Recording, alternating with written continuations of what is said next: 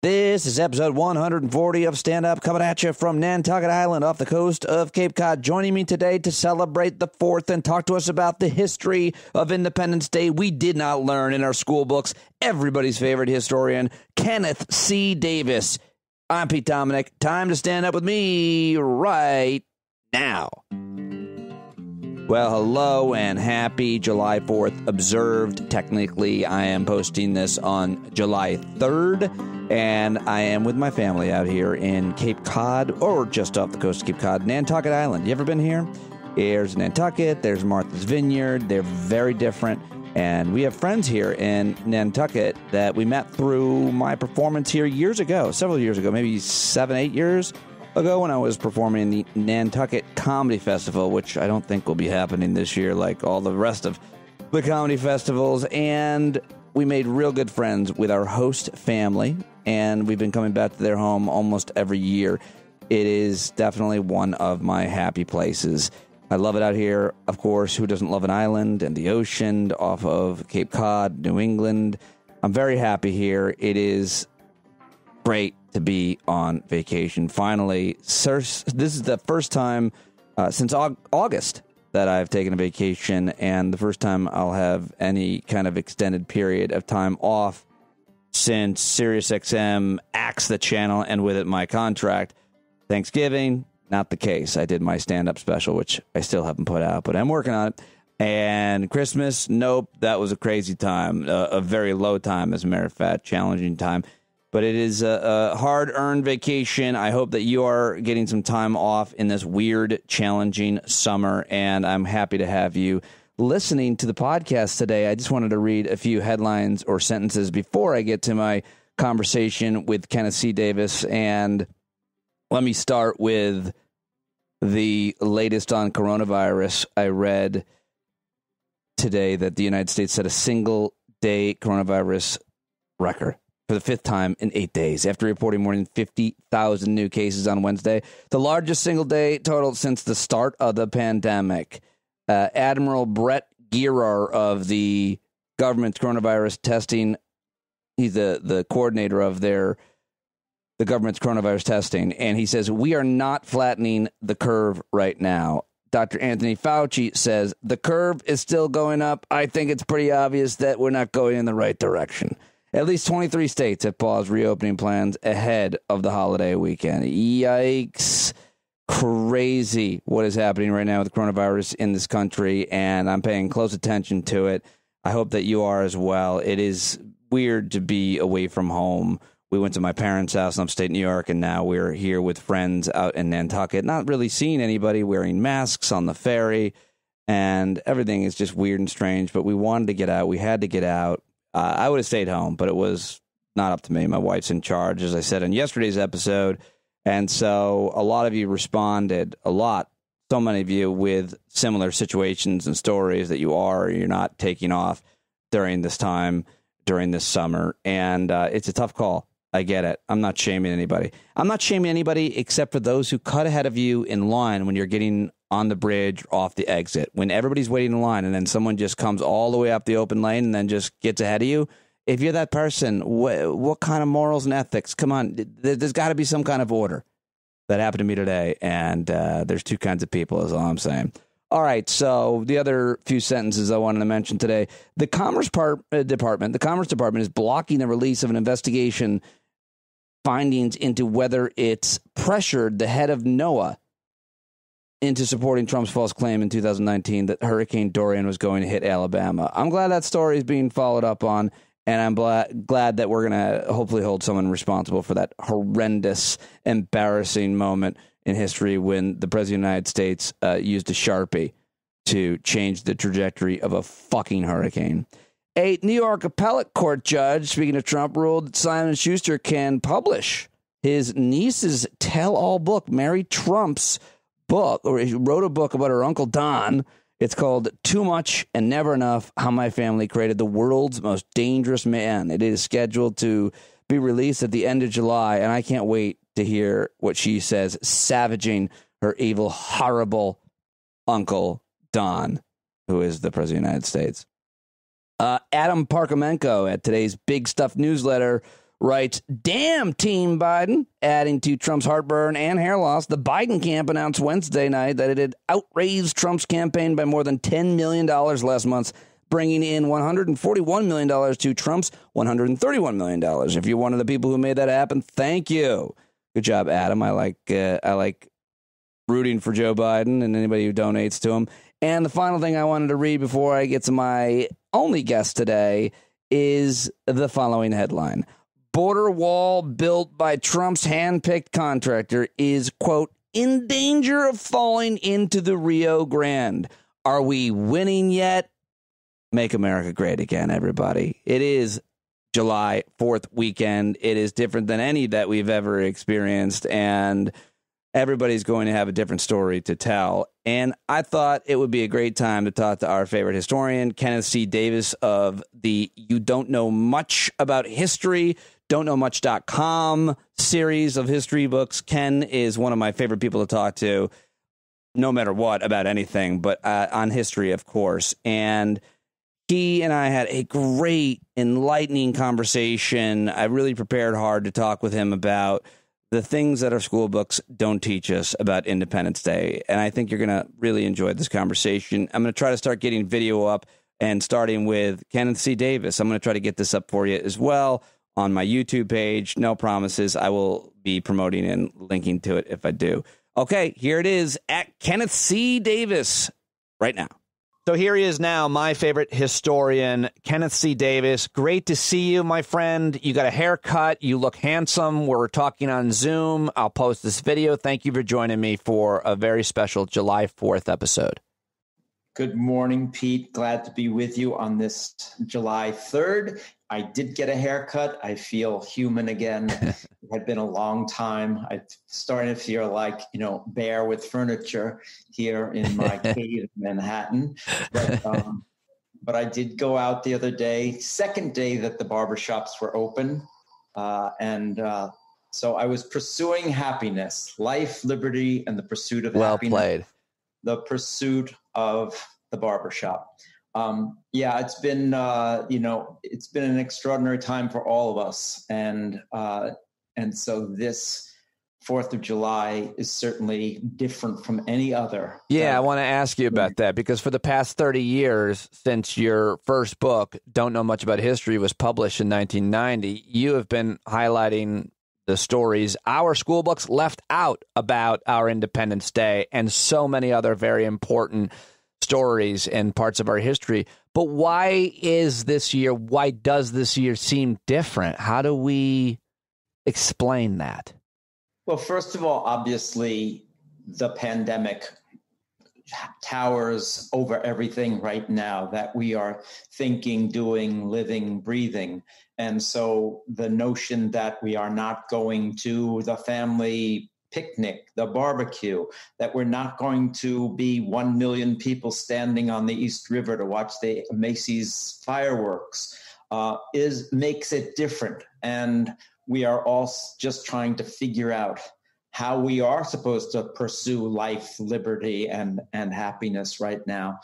But that's almost secondary to what else has happened in the country. And that's this great reckoning that we are living with right now, the great reckoning that has come about in the wake of the murders of so many Black men and women at the hands of police, this revival and extraordinary explosion of Black Lives Matter and the protests it has created across the country that has led to something I really didn't anticipate seeing so quickly after so long, the eradication and the erasure of these symbols of slavery in our history. They have been so completely tied to the American past that I'm astonished to see not only the statues come down, but last week, as you probably know, Princeton University announced that they were taking Woodrow Wilson's name off an institute at the university. The man was the president of Princeton University, as well as president of the United States, and they are taking his name off a building because of his racism. So this is an extraordinary moment of reckoning for American history. for Americans in our time. As you said, I've been writing about this for 30 years. Don't know much about history. Came out in 1990. At the time I wrote the book, I asked this question, because the book is a series of questions and answers. How do these men who write these words, all men are created equal and are entitled to life, liberty, and the pursuit of happiness, how do these men go back to plantations utterly dependent upon enslavement? It is the great contradiction at the heart of American history. We haven't talked about it. We haven't taught it.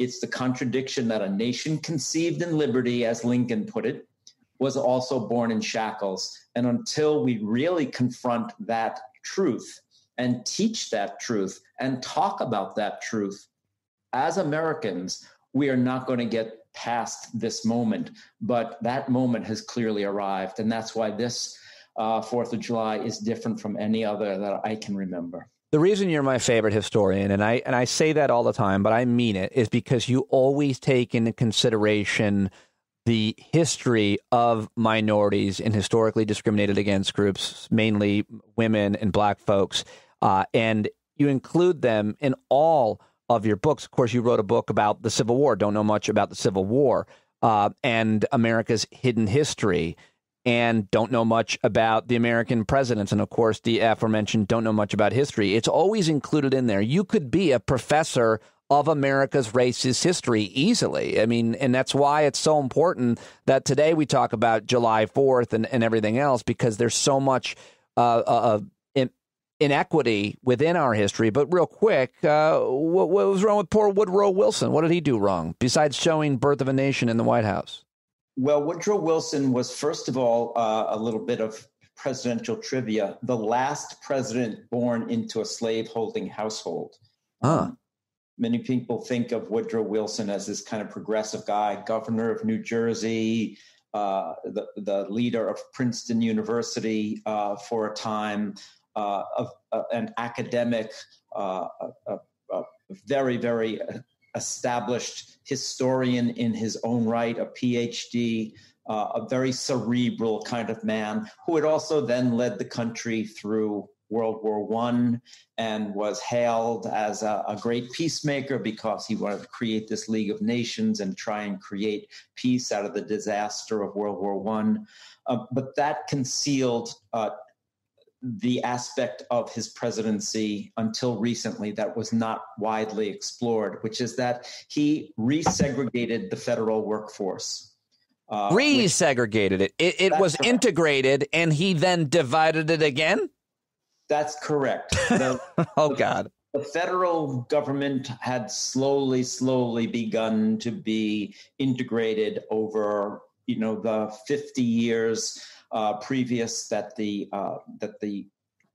Civil War had ended, so that African Americans were able at last to get jobs in the federal government. They began to move up in the federal government. They worked in the patent office and other places. And this was a slow, incremental change, of course, in the federal government. In coming into the White House, Wilson renounced that. It was also very, very opposed to Bolshevism and socialism, and some of the first Red Scares in American history really begin under Woodrow Wilson. So he had this, for a long time, veneer of progressivism that concealed his racism and his repression of dissent. He was responsible, for instance, for making sure that Eugene V. Debs, a socialist who ran for president, went to jail, ostensibly for opposing the draft during World War I. Really? So Wilson has been reappraised. It's interesting, though, that 5 years ago, Princeton was asked to vote on this question of taking his name off a building, and they decided not to. But that's why I say this moment is so different. Right, yeah, just 5 years ago, things were still not where they are at now. Woodrow Wilson was the 28th president. He was in office from 1911 to 1913. I had to look it up. You, of course, did not. He was also the 34th governor of New Jersey. So he was governor after being president? No, before he was president, right? No, he was elected in 1912. So he was in office from 1912, elected president in 1912. Got it. He defeats a very strange election, and we're getting off topic here a little bit, but that's what we do. He was elected in this very extraordinary election in which Theodore Roosevelt, the former Republican president, ran as an independent on the so-called Bull Moose Party, and William Howard Taft, who was the incumbent Republican president, was also running as a Republican. And the two of them really divide the Republican vote in a lot of states. And so Wilson is able to win a very substantial electoral college victory, but he mostly does it by winning a plurality of states which had once gone Republican, including New York and Ohio and Illinois, the land of Lincoln. So Wilson kind of comes into the office because two Republicans cannibalize each other. And so he's in office from 1912 right through the war. He runs for re-election in 1916 on a peace platform. It says he kept us out of war. And right after his inauguration in 1917 for the second term, America declares war on Germany and we go to war. And this is, of course, the story I tell in More Deadly Than War, my book about World War I and the Spanish flu. Yeah. Wilson is the president during that pandemic in our history. And Let's spectacularly ineffective at dealing with a pandemic, but it was a very different country then. I thought it was weird when he suggested Americans should inject bleach into their veins. That was not his suggestion. Oh. He actually didn't make any suggestions about what Americans should do because he was really only focused on winning the war and making sure that the war was paid for. So we didn't get medical advice from President Woodrow Wilson. Let me get back to the 4th of July and Independence Day, which is what we plan to talk about today. There's so much to discuss with you. Let's what did Congress leave out of the Declaration of Independence that had to do with slavery, sir? Well, that's the real point here. Once again, we come back to this issue of slavery. As much as we want to talk about how magnificent this document is, we have to talk about what it says and what it doesn't say. Jefferson wrote a very angry denunciation of slavery in which he blamed the King of England, King George III, for the slave trade and also for preventing America from stopping it. This was utter nonsense, and a reminder that the Jefferson's magnificent document was also propaganda. The long list of charges against King George III included, just some over-the-top kind of language. This particular reference to slavery was specifically deleted by the Congress, which debated the Declaration of Independence for several days before it was actually adopted on July 4th.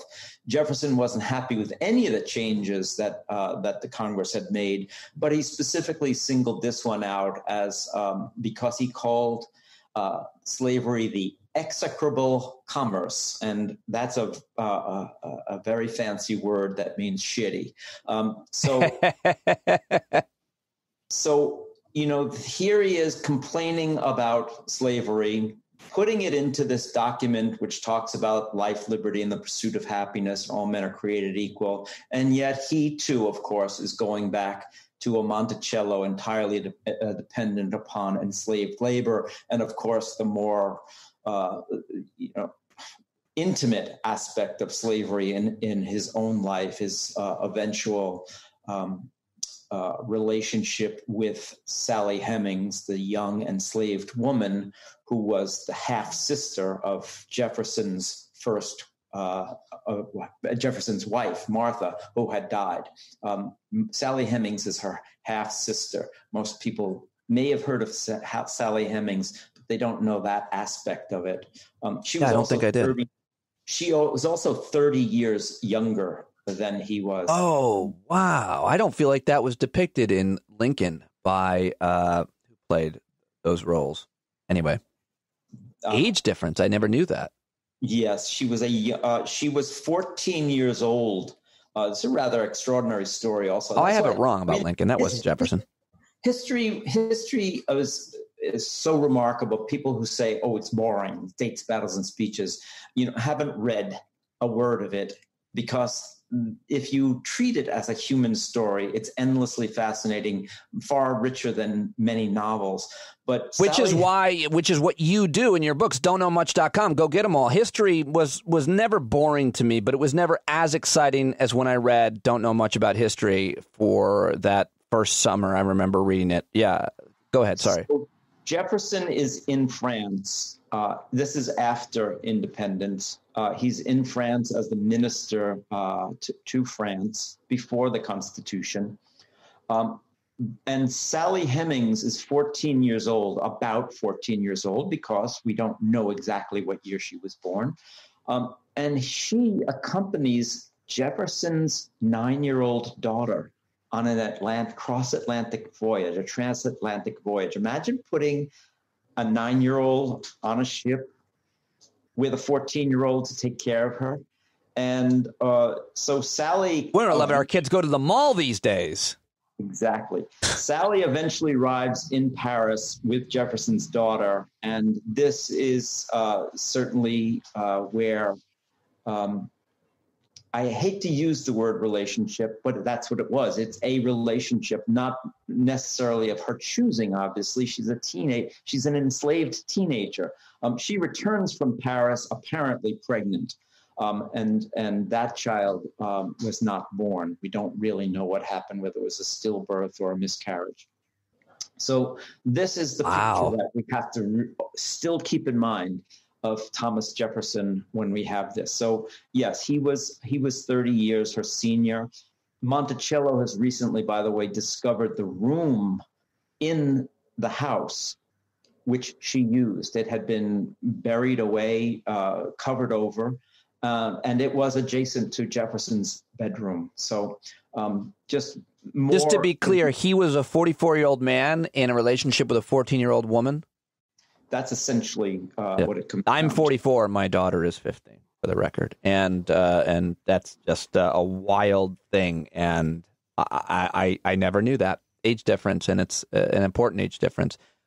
All right, so I think I might have just interrupted you, but I want to ask you another question about the Declaration of Independence. So we were talking about the slavery piece that was taken out of the Declaration. Yes, sorry. Jefferson later says this was taken out in deference to the men who owned slaves, as well as those who were making a great deal of money transporting them. And this is, of course, a reminder that of the 56 men who ultimately signed the Declaration of Independence, my count is that 40 or 41 of them were enslavers. So the vast majority. Every state in the new United States of America permitted slavery. This was not a function of only the Deep South, the future Confederacy. This was a piece of America. And of course, that's 1776. 11 years later, it is then cemented into the Constitution with a number of pieces of the Constitution, especially the compromise that will count the enslaved as 3/5 of a person for the purposes of determining the population in the census. So this is why slavery is central and essential to our history, central to our government, central to the power of these men. So you think of, for instance, a place like Rhode Island, nice little Rhode Island right up there. It was one of the major centers of slave trading in colonial and then early the early republic, the early United States of America. Brown University is founded by a group of men who are essentially enslavers. The Brown brothers ran slaves. One of their sea captains was a man named Esek Hopkins. His brother, William Hopkins, was a signer of the Declaration. Brown University actually went through a very, very rigorous examination of its relationship to slavery a few years ago, and it's a very, very interesting, revealing document. I've posted it a couple of times on my Twitter account. It's in one of my blogs right now about the men who signed the Declaration of Independence, but really instructive to see how the wealth of this country, and this is a perfect example of it, was really founded upon slavery in so many ways. It wasn't just a sideshow, in other words, to American history. It was a central act in this drama. I'm so glad we're focusing on it. We learned a completely different history growing up, and some people might be listening and saying, why are you so focused on the role of Black Americans during this time? And it's because, well, we never learned about this stuff. If you already knew about this stuff, well, then I apologize. I didn't, and it's really important, and Ken has documented it in his books and his blog and his articles. So I was watching one of the greatest films of all time, starring one of the greatest Americans of all time, Mel Gibson, in The Patriot. I'm being sarcastic about both Mel Gibson and it being a great film. I'm sure you have strong opinions on that film. I don't want to discuss it per se, but in the final battle scene, which I don't remember where it was or what battle that was, there is a Black soldier who is fighting on the side of the, Patriots, the revolutionaries? What do they call themselves? And there's this weird, poignant scene where, the white soldier looks at the Black soldier and they kind of like, we're buddies. I forget what they say. But my question to you is, what role did Black soldiers play in the revolution? And did George Washington include them? Did he recruit Black soldiers? What was his role?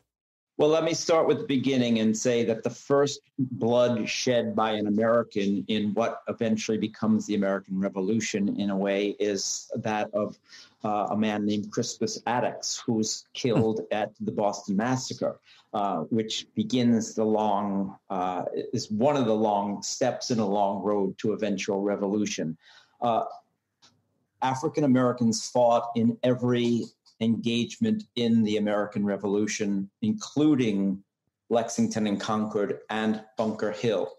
When George Washington takes command of the army, which is in 1775, June of 1775, a full year before independence is declared, he goes off to Boston, actually Cambridge, to take command of the army. And he immediately, by the way, accompanied by his loyal manservant, William Lee, who was with George Washington every day of the American Revolution. Manservant.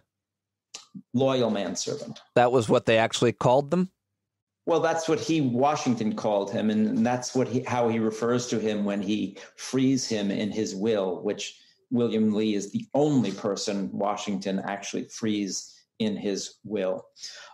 So Washington goes off and he sees Black men with guns, and he says, we're not having this. As the war went along, he was so desperate for manpower, for warm bodies, that he eventually relents. And of course, this is all running through, for those who have seen Hamilton, this runs through the whole Hamilton story, the story of Alexander Hamilton and the Marquis de Lafayette and a young guy named John Lawrence, who really vigorously wanted to bring African-American soldiers into the fight for freedom. But you have descriptions of the Revolutionary Army, Washington's Continental Army, where a Frenchman looks at them and says he can't believe that this bedraggled, shoeless group of teenagers and Black men is fighting this war.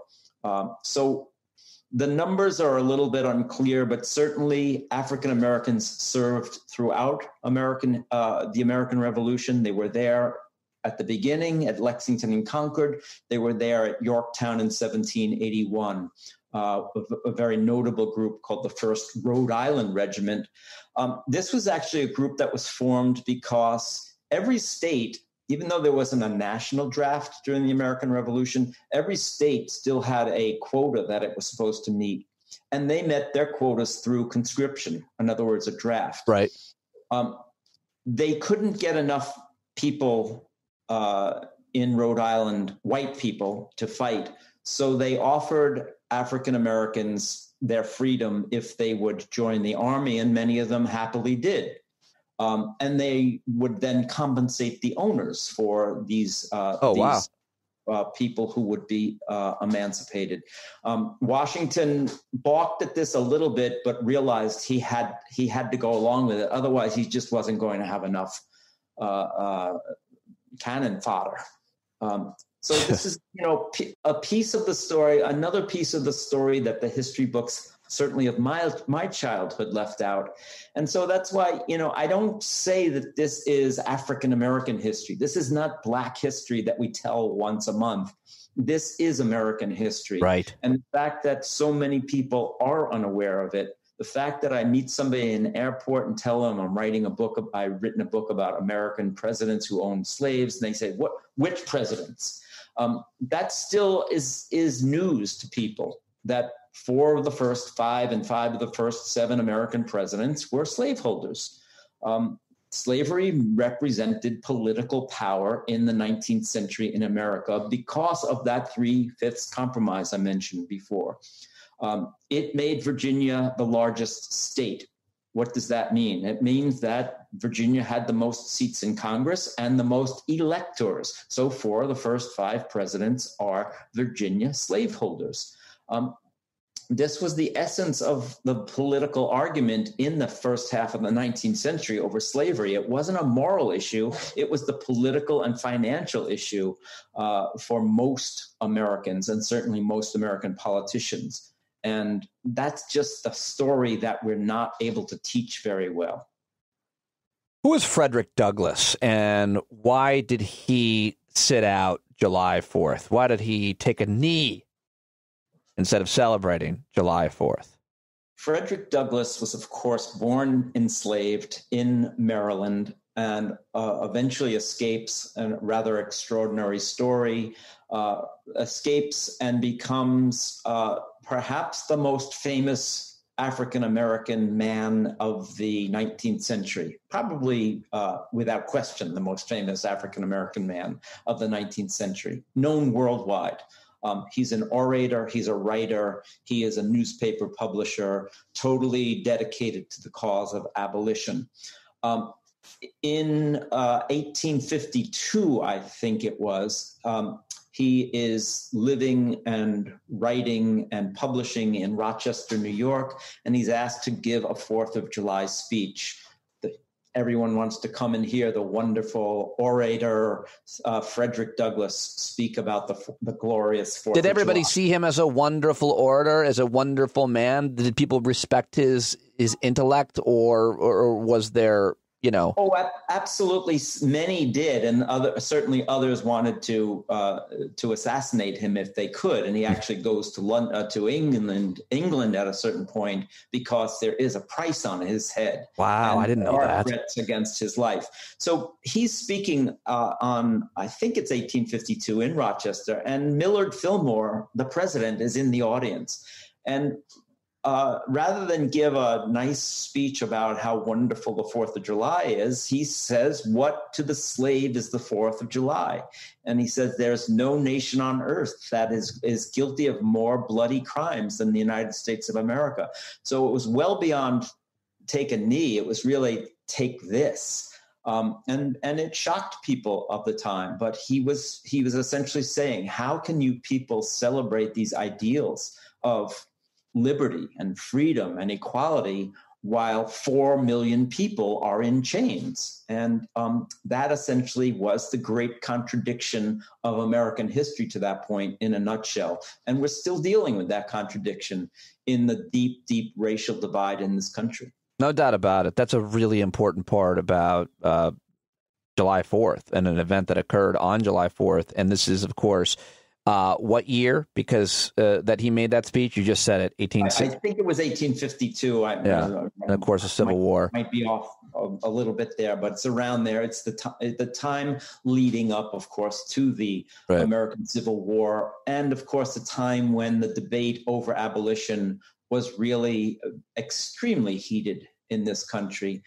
Again, people like Douglass or William Lloyd Garrison or other abolitionists were still pretty much considered a radical fringe group. Most of the people who were opposed to slavery on a political basis were more opposed to it for political reasons. And Abraham Lincoln eventually would become one of those people when the Republican Party is eventually formed. The Republican Party was willing, and Abraham Lincoln were willing to say, slavery is legal, It's in the Constitution.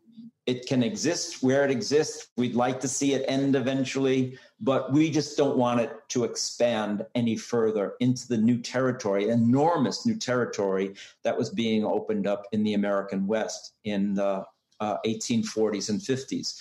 And that was the real political fight of the day, not abolition of slavery, just the end of the expansion of slavery. And of course, to the states in which there was slavery, they wanted to keep expanding it further and further for financial reasons, as well as every new state that came in as a slave state meant 2 more senators who were from the slaveholding states, right. well as another vote in Congress. And that meant 3 more electoral votes. So this was a really powerful part of the American political system.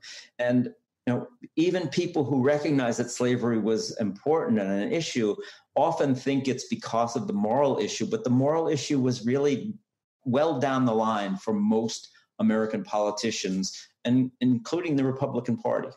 Talking to the great Kenneth C Davis. Don'tKnowMuch.com is his website. You've got to order all of his books if you haven't already. We're talking about the history of America's independence, specifically July 4th. And I really don't know much about the role of the French in the Revolution. Why did the French join the American revolutionaries and George Washington's army? And specifically, who was Gilbert du Motier, Marquis de Lafayette? And what did he think about slavery? How did I do, by the way, with that pronunciation? I'm not going to go near your Pepe Le Pew there. Let me take the first part first. The French had a king. The king certainly wasn't very concerned with life, liberty, and the pursuit of happiness, the King of France. He certainly wasn't in line with the idea that we should get rid of monarchs. But his rationale, his only rationale, was the fact that France and England were at war, as they had been and would continue to be for many, many years. So this was more of like European geopolitical superpower argument than anything over ideology. So the French eventually do support the American rebels, mostly because they want to weaken the British as they are fighting them for control over other colonial spaces. And of course, the French would eventually have a large piece of the United States of America. They had lost a significant piece of North America a few years earlier to the British after the French and Indian War in 1763. Canada goes from France to Great Britain. So there were, superpower politics there. For Monsieur Lafayette, this young 19-year-old, very wealthy young aristocrat, he was one of the true, I would say, idealists of the day.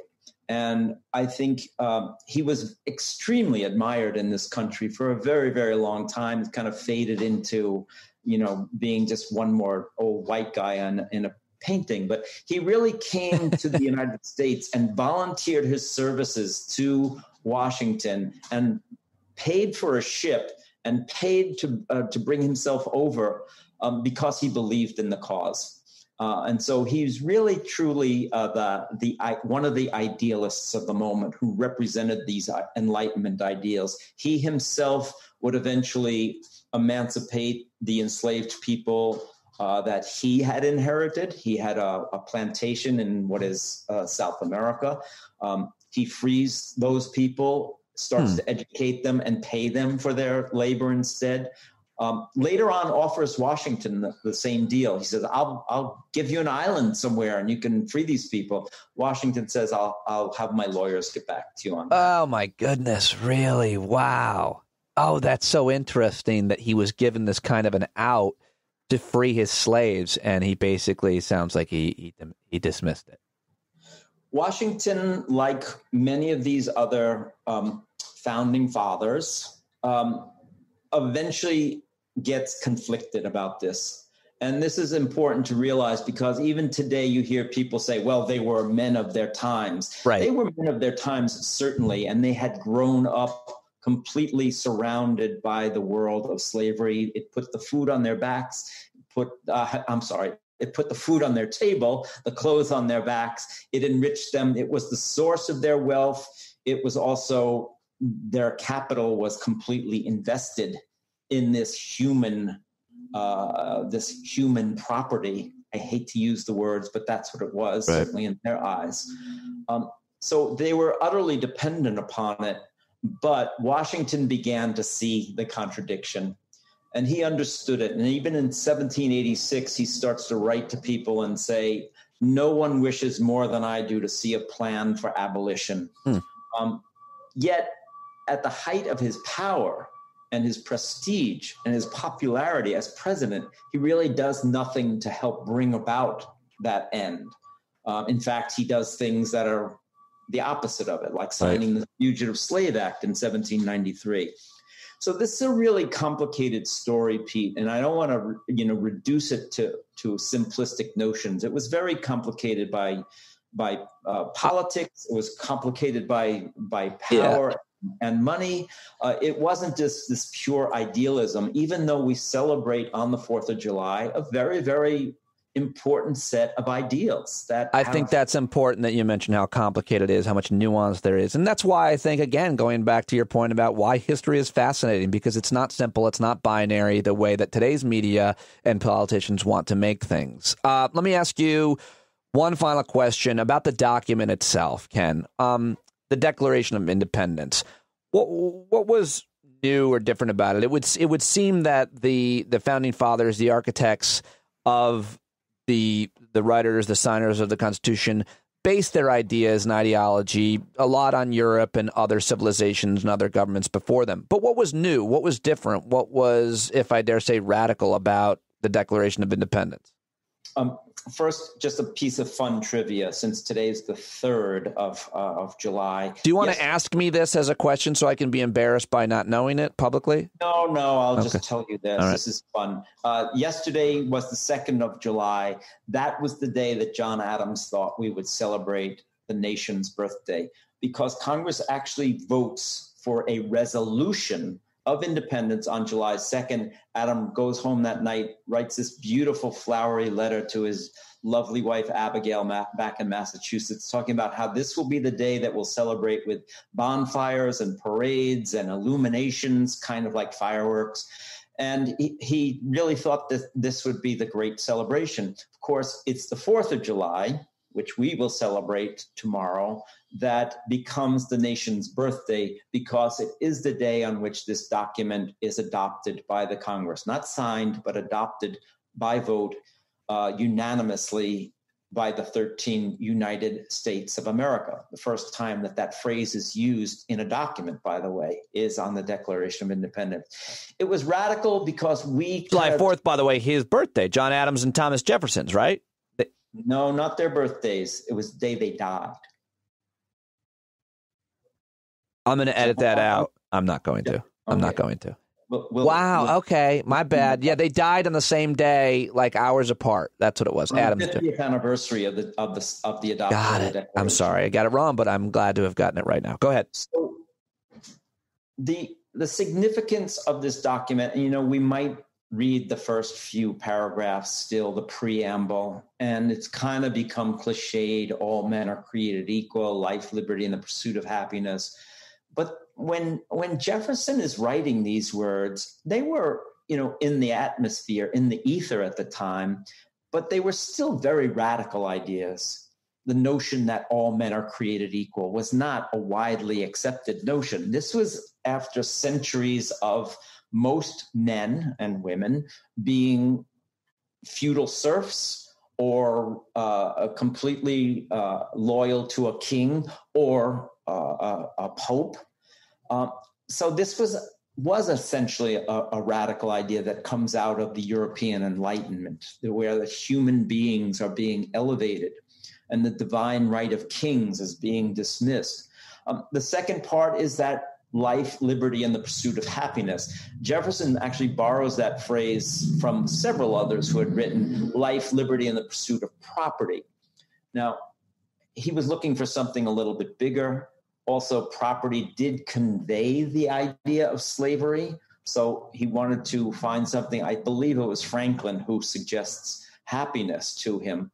A reminder that Jefferson gets some help in this drafting. Right. But finally, and again, that's a new idea then, that people are entitled to this, are born with this inherent right. And finally, he talks about the fact that a government must rule with the consent of the governed. Again, this was written at a time when people for centuries had either been ruled by kings or churches where no one was asked their consent. So this was also a very, very significant turning point, not just in American history, but world history. So I think that, we can be skeptical, we can be even cynical to some degree about these founding fathers and what they accomplished.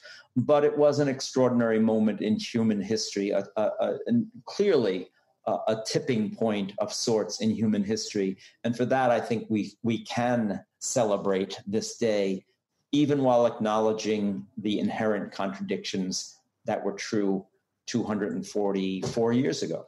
I always learn so much when I read your work. And of course, I am always honored to be able to ask you questions and be in conversation with you. You are my favorite historian. Don'tKnowMuch.com. Go get his books. Today would be a great day to buy them. And this next week would be a great week to read them. Thank you, as always, Kenneth C. Davis, for joining me.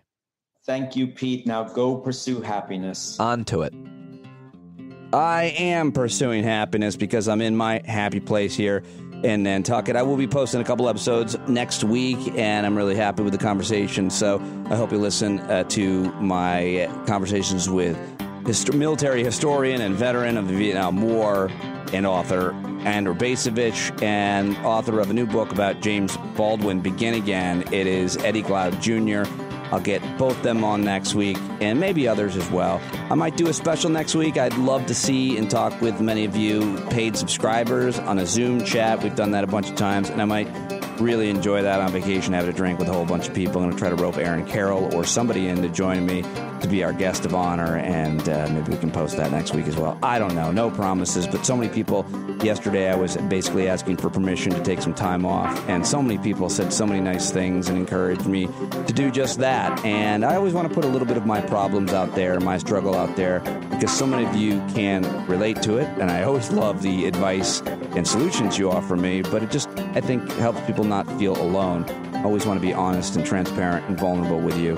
It has been the craziest time of my life since October, and I haven't had any time off, and I'm excited to take some time off with my family. Thank you so much for your support over these challenging months. And those of you who are paid subscribers, I think of you each and every day. I appreciate you each and every day as I keep trying to pump out these podcasts. I'm motivated and inspired as I've ever been in my life. So many of you said, just wait, you'll be back.